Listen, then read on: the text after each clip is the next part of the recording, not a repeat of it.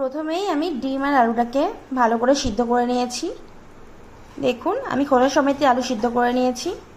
এরপর আমি ডিমটাকে আর আলুটাকে ছাড়িয়ে নেব। দেখুন আমি ডিম আর আলুটা ছাড়িয়ে নিয়েছি। এরপর আমি ডিমটাকে নুন হলুদ মাখিয়ে ভেজে নেব আর আলুটাকেও শেপ মতো কেটে নেব। যেমন আমরা চাই বড় ছোট কেটে নিতে পারি। আলুটা তো সেদ্ধ হয়েই গেছে, এবার বড় শেপে কাটলেও কোনো অসুবিধা নেই, যে যেমন মন চায় কেটে নিতে পারেন। দেখুন আমি ডিমটায় নুন হলুদ মাখিয়ে নিয়েছি, আলুটাকেও কেটে আলাদা করে নিয়েছি। এরপর আমি কিছুটা পেঁয়াজ কুচি করে নিয়েছি, দুটো বড় সাইজের পেঁয়াজ আর একটা বড় সাইজের পেঁয়াজ এখানে কেটে নিয়েছি। তার সঙ্গে লঙ্কা, 2-3টে কাঁচা লঙ্কা, 10-12 কোয়া মতো রসুন, তার বেশিই আছে এখানে, আপনি আপনার মতো নিয়ে নিন।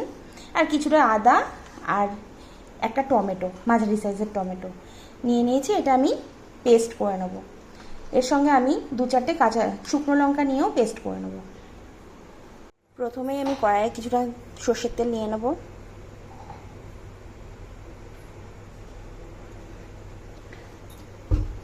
তেলটা একটু গরম হলে তারপর আমি ডিমগুলোকে ছেড়ে দেবো।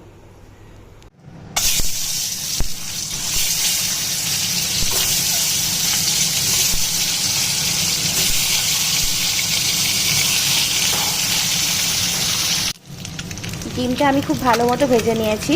এবার আমি ডিমটাকে তুলে নেব।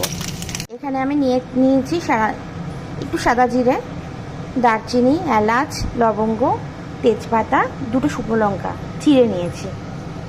এটা আমি তেলটার মধ্যে দিয়ে দেবো।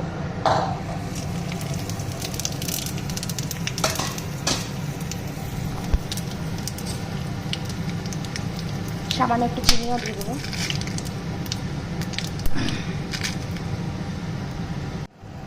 এরপর আমি কড়াইয়ে দিয়ে দেবো বেটে রাখা মশলাটা।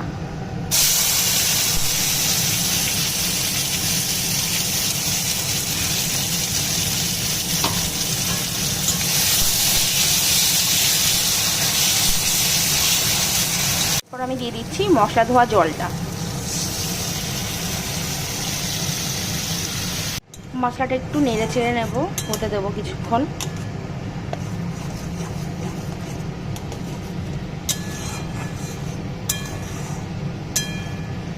মশলাটার মধ্যে দিয়ে দেবো সামান্য নুন, 1 চামচ হলুদ,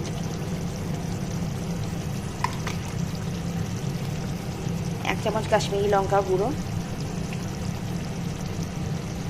আবারও আমি ভালো করে মিশিয়ে নেব।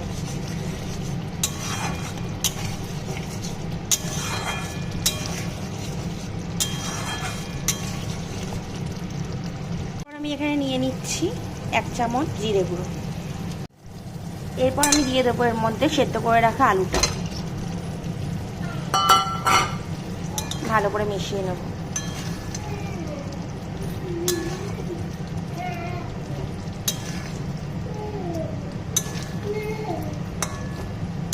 মশলাটাকে কষতে দেবো। দেখুন মশলাটা কিন্তু তেল ছেড়ে দিয়েছে।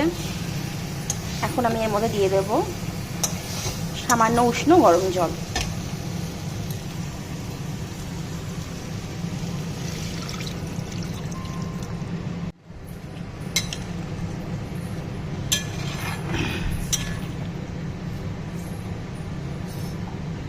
ঝোলটা সামান্য ফুটে এসছে। ভালো করে ফুটে গেলে আমি এর মধ্যে ডিমটা দিয়ে দেবো। দেখুন ঝোলটা ফুটে এসছে। এই সময় এর মধ্যে আমি ভাজা ডিমগুলো ছেড়ে দেবো। ডিমটা দিয়ে কিন্তু আমি আর বেশিক্ষণ ফোটাবো না, সামান্য একটু 1 মিনিট 2 মিনিট। এবার আমি এর মধ্যে দিয়ে দেবো সেই আগে থেকে কুচনো পেঁয়াজটা, যেটা আমি অল্প ভেজে নিয়েছিলাম, দেখানো হয়নি।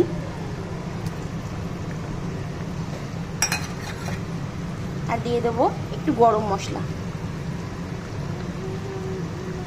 পরিমাণ মতো, যে যেমন পরিমাণে খান সেইভাবেই দিন।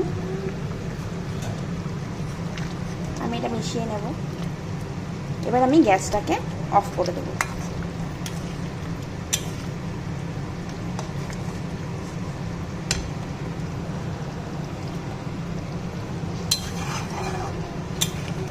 খুব অল্প সময়ে কিন্তু আমার ডিমের ঝোলটা তৈরি হয়ে গেল। দেখুন,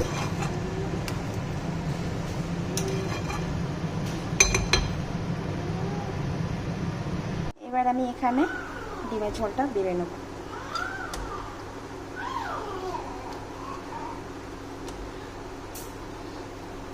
আপনারাও কিন্তু এইভাবে একদিন করে অবশ্যই খেয়ে জানাবেন।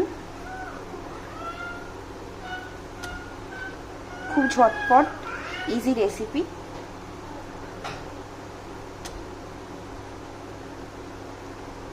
চলুন তাহলে আজকের মতো চললাম, টাটা।